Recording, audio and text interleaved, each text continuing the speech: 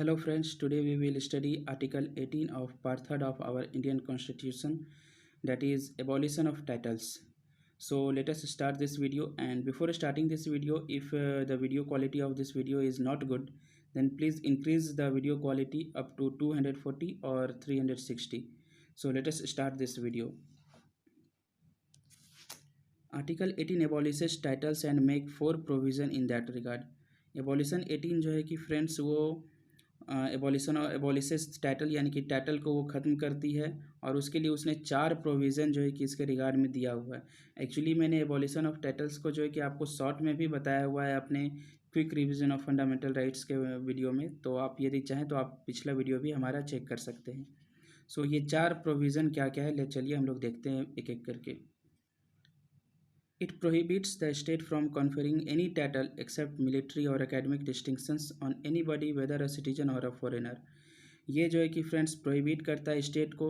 State क्या होता है ये मैंने पिछले वीडियो में बता रखा है, आप जा कर के मेरे वीडियो सेक्शन के आर्टिकल नंबर 12 को खोल करके देख सकते हो. उसमें मैंने डेफिनेशन ऑफ स्टेट दे रखा है कि स्टेट में कौन कौन आता है.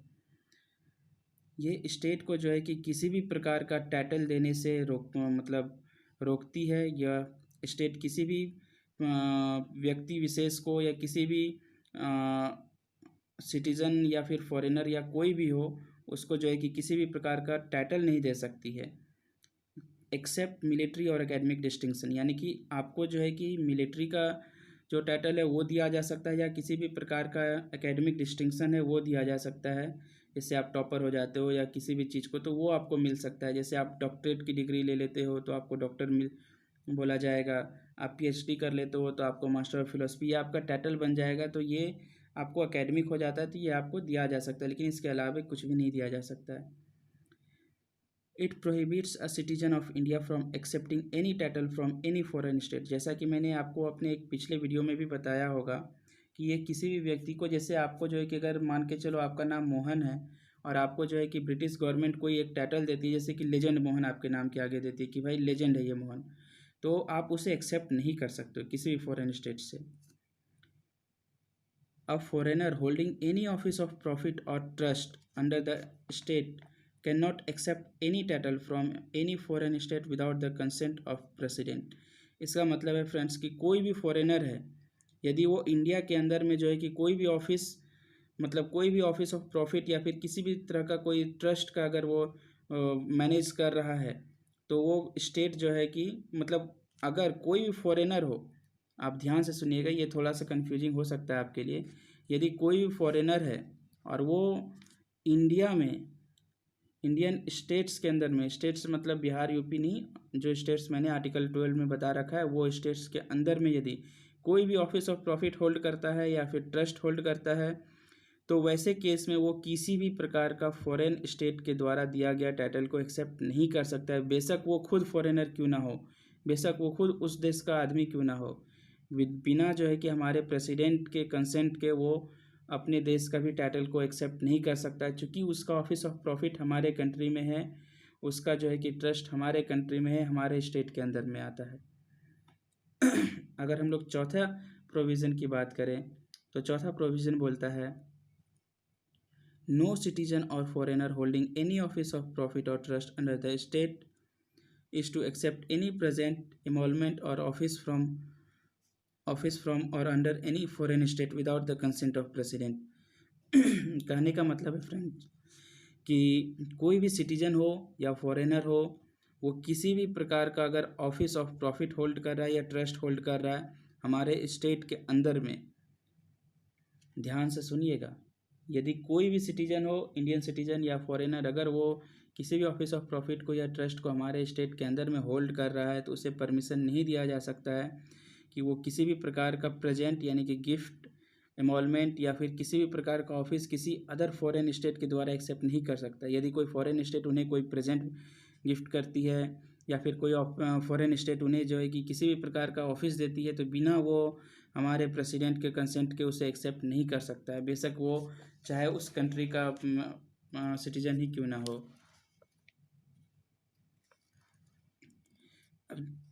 अब देखिए फ्रेंड्स, जैसा कि अगले स्टेटमेंट में लक्ष्मीकांत में दिया हुआ है, from the above it is clear that the hereditary titles of nobility like Maharaja, Raj Bahadur, Rai Bahadur, Rai Sahab, Diwan Bahadur etc., which were conferred by colonial states are banned by Article 18 as these are against the principle of equal status of all। कहने का मतलब है friends कि ऊपर में दिए गए ये जो 4 प्रोविजंस था, इसके तहत जो है कि ये भी मतलब एक तरह से क्लियरली बोला जा चुका है कि व्यक्ति जो है कि किसी भी तरह का हेरिडिटरी टाइटल्स, यानी कि जो पहले से पुराने समय से उसे जो टाइटल्स उसने अपने जो विरासत में पाया हुआ टाइटल्स है, जैसे कि महाराजा, राज बहादुर, राय बहादुर, राय साहब, दीवान बहादुर etc., इस तरह के कोई भी टाइटल्स जो है उन्हें यूज़ करने का अधिकार नहीं देती है। आर्टिकल 17 जो है कि इस चीज़ को इक्वल स्टेटस ऑफ ऑल के अगेंस्ट मानती है। सो आप यदि आपके पास एम लक्ष्मीकांत की बुक हो तो आप इस वर्ड को अंडरलाइन कर सकते हैं। So, in 1996, the Supreme Court upheld the constitutional validity of national award Bharat Ratna, Padma Vibhushan, Padma Bhushan and Padma Shri. Supreme court ने जो है कि 1996 में फ्रेंड्स कुछ अवार्ड्स हैं जिसे कि मतलब संवैधानिक रूप से जो है कि उन्हें वैलिड कर दिया, जैसे कि भारत रत्न, पद्म विभूषण, पद्म भूषण और पद्मश्री। इन चारों अवार्ड्स को जो है कि भारत से मतलब कॉन्स्टिट्यूशनली जो है कि इसे वैलिड कर दिया गया है कि ये अवार्ड जो है कि गवर्नमेंट ऑफ इंडिया की तरफ से प्रोवाइड किया जा रहा है, इसलिए इसे आप एक्सेप्ट कर सकते हैं। सुप्रीम कोर्ट ने आगे इसमें क्या कहा कि it rule that this award do not amount to title within the meaning of Article 18 that prohibits only hereditary titles of nobility। कहने का मतलब है फ्रेंड्स कि ये जो है कि अवार्ड्स जो है कि वो आर्टिकल 18 के अंदर में नहीं आएगा, क्योंकि आर्टिकल 18 के अंदर में जो है कि इसे प्रोहिबिट किया गया है हेरिडिटरी टाइटल्स को, यानी कि आप जो है कि विरासत में पाए हुए किसी टाइटल को आप यूज़ नहीं कर सकते हो, टाइटल ऑफ नोबिलिटी को, और ये वैसा नहीं है। Therefore, they are not violative of Article 18 as the theory of equality does not mandate that merit should not be recognized। देखिए, थ्योरी ऑफ इक्वालिटी के तहत जो है कि ये उसको वायलेट नहीं कर रहा है, क्योंकि ये उनके मेरिट के बेस पे उनको दिया गया है, ना कि किसी अदर रीजन से। However, it is also ruled that they should not be used as suffix or prefix to the name of awardees। लेकिन फ्रेंड्स इसका मतलब ये भी एक क्लियर है, जैसा कि एबॉलिशन ऑफ टाइटल के तहत किया गया। यदि आपको भारत रत्न मिलता है, पद्म विभूषण मिलता है, तो आप अपने नाम के आगे या पीछे किसी भी रूप में जो है कि इसे यूज़ नहीं कर सकते हो। इस टाइटल को आप अपने नाम के आगे या पीछे यूज़ नहीं कर सकते। जैसे अगर भारत रत्न मोहन है तो आप इसे भारत रत्न मोहन नहीं बोल सकते हो, आपको मोहन ही बोलना पड़ेगा। Otherwise this would be forfeit the award. नहीं तो अगर यदि वो ऐसा करते हैं तो उनके अवार्ड को वापस ले लिया जाएगा। The national awards were instituted in 1954. The Janata Party government headed by Morarji Desai discontinued them in 1976, but they were again revived in 1980 by Indira Gandhi government। कहने का मतलब है फ्रेंड्स कि नेशनल अवार्ड्स जो है कि वो जनता पार्टी के द्वारा जो है कि उसे बैन कर दिया गया था।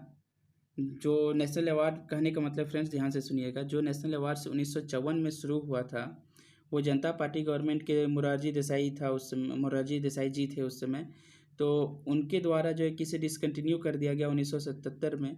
लेकिन जब इंदिरा गांधी जी का गवर्नमेंट आया उन्होंने वापस इसे 1980 में जो है कि लागू कर दिया था कि ये वैलिड होगा नेशनल अवार्ड।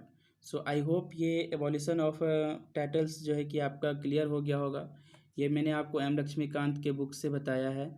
सो यदि इसके रिगार्डिंग फ्रेंड्स अभी भी आपको किसी प्रकार का कोई कन्फ्यूजन है तो आप जो है कि कमेंट सेक्शन में कमेंट करके अपने डाउट्स को क्लियर कर सकते हैं। Thank you very much for watching this video. Have a great future.